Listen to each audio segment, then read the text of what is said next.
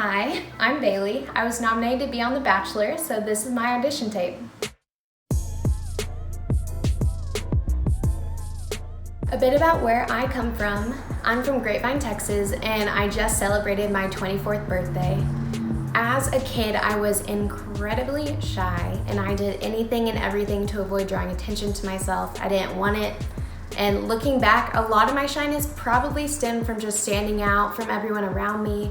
I grew up in a predominantly white area, so my big natural curls and my dark skin was definitely different from my friends. And it probably didn't help that I was on crutches for 2 years in middle school, but that's a story for a different time. I began breaking out of my shell in high school, and I still stayed low key, but I really started growing in college, and I've only grown exponentially from there. And it's always funny to me when I reconnect with people I grew up with, because although I still am introverted, they're typically shocked to see that I'm somehow now outgoing. I'm the daughter of a pilot, so I grew up traveling pretty frequently and have always loved it. A lot of times my parents would tell my siblings and I to pack up our bags because we were leaving the next day to visit family or sightsee or go shopping. So I've been lucky enough to travel all over the States and to quite a few countries. I love the outdoors, especially if hiking is involved. I've summited countless 13ers and 14ers in the Rockies, and when I was in Europe, I hiked to the tallest point of every city we visited, which ended up being 32 cities across 10 countries. So that was an adventure.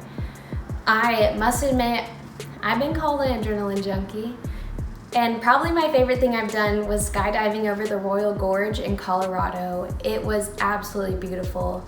That was my first time going, so I was pretty shook to see that the plane didn't even have doors. I should have known. We literally sat on the edge of an open airplane thousands of feet over a massive canyon, and it was absolutely terrifying, and 10 out of 10 would recommend. Everyone should do it. I have a couple hobbies. I love doing yoga. It's my way of staying grounded and getting in a good headspace. I also enjoy painting. I can't say I'm good at it, but it's therapeutic. And I recently started learning how to make furniture. And let me tell you, it's a lot harder than it looks, but it's really fun. And I actually made the chair right behind me, and pretty proud of it. Isn't it cute? I'm super close with my family, and really I consider them an extension of myself, so a lot can be learned about who I am by learning more about them. I was adopted when I was 5 weeks old, a little baby. I was my parents' 20th foster child, and I don't look like any member of my family, and mostly due to the fact that I'm Black and I tower over them. And funny enough, a lot of people are surprised to hear I'm adopted just because of the way we act as a family. It's weird. And they never actually planned on adopting whenever they started fostering, so oddly enough, I was a surprise baby. But even though I may not look like any of them, I've never felt, and they've never let me feel like anything but part of the family, and I am so thankful for them. My parents are David and Lynette. We'll celebrate their 35th anniversary. That's crazy. I grew up a daddy's girl, so we've always been really close. He grew up a surfer in Glendale, California, and has lived all over the country. He was also an international pilot for American Airlines for 33 years. He's traveled all over the world, and because we got those family benefits, I've been lucky enough to do the same, and I definitely credit my adventurous spirit to him. Unfortunately, in 2017, he was diagnosed with a disease called interstitial pulmonary fibrosis. And on Father's Day of that year, he received a life-saving lung transplant. And this past year has been especially rough on his health, but he's definitely proven himself to be a fighter. And my mom was born and raised in Florence, Alabama. Probably never heard of it, it's tiny. I can easily say she is one of the most considerate and selfless individuals I've ever met. She runs a program called Spark, which provides resources and necessities to teenage parents in the school system. And really, she just actively spends her time searching for ways to serve others, all while being a caretaker for my dad. She is amazing. And I have 2 siblings. There's my sister Blythe. Her and her husband Kyle will celebrate their 10-year anniversary in August of this year. And even though she's 8 years older than me, we've always been super close, and she's definitely one of my best friends. We have almost polar opposite personalities. She is extremely extroverted, but we have really similar interests, and I think the dynamic of our personalities is a good balance, and I think that's what makes us such good friends. And her husband Kyle's a CFP, and we have eerily similar personalities, which I think is why they make such a great couple and we're such good friends. They have a daughter named Isla who turns 2 next month, and she is a perfect baby angel, and I love her so much, and she deserves the world.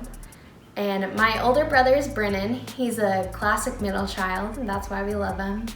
He is so incredibly and naturally talented in the arts, whether it's audio or visual, and he's one of the most loyal people I've ever had the honor of knowing. I love him. So growing up, we had all types of pets. We've had birds, lizards, snake, hamster, turtles, hedgehog, rabbits, dogs. We've had too many. Currently we have 2 dogs. One's a super cute mini poodle who's ancient, and I got her in elementary school. And we have Sammy, who's a German short-haired pointer. So I didn't date as a teenager. Most of my friends had like a flavor of the week, but I was shy, so I didn't even try. Even when I was asked out, I talked myself out of going because I hadn't found my confidence quite yet. And I didn't really have my first boyfriend until my senior year of high school. I've dated a number of guys since then, but I've only been in 2 serious relationships. Both of those relationships started in college, and both were about 2 years long. And in both of those relationships, I said I was in love, but looking back, I was only in love one of those times with a guy named Kyle. We broke up this past fall. We were long distance for probably 3/4 of our relationship, and it took its toll on me. Most recently, I dated a guy from Fayetteville named Jacob. I thought because he was 31, it would be an upgrade in a way. Don't know what I was thinking. Unfortunately, I was horribly wrong, which I should have realized from the night I met him, because it was just a taste of what dating him was like, and now I can't help but give a little bit of backstory about that night. So I was out for a girls' night, and he locked eyes with me from across the bar and just beelined towards me. He was cute, so I let him buy me a drink, and literally right after the bartender handed me the drinks, I looked over and saw him making out with some girl who was apparently his very recent ex-girlfriend, then watched them leave in an Uber. It was an awful meet cute story, but I got a free drink, so I wasn't mad. And the next morning I woke up to a Facebook friend request, an Instagram follow request, and a message request from him begging me to forget about what I saw and give him a second chance. And somehow he convinced me to give him my phone number, and he called me the next 3 nights to convince me to go out with him. And like, surprise, I'm an idiot. I went out with him. We dated for 4 months. And my breaking point was when he told my mom that he only brought me as his date to a wedding because I would make him look good. And I can honestly say it was the worst relationship I've ever been in. And even though I deeply regret dating Jacob, I have clarity of what I'm looking for in a partner, and it also helped me learn about myself and my values. And now I'm in a place in my life where I'm open to and looking for my next adventure, which I believe is falling in love and getting married. And it was just announced that Matt James will be the upcoming Bachelor, and that definitely made my day. He seems like such a sweetheart, and he's super cute, so that's definitely a bonus. We also share Christian values, which is incredibly important to me, especially in considering a future with someone. So being on The Bachelor seems like it's an adventure in and of itself, and I think it'd be a fun one to go on with Matt, so hopefully I'll see him soon.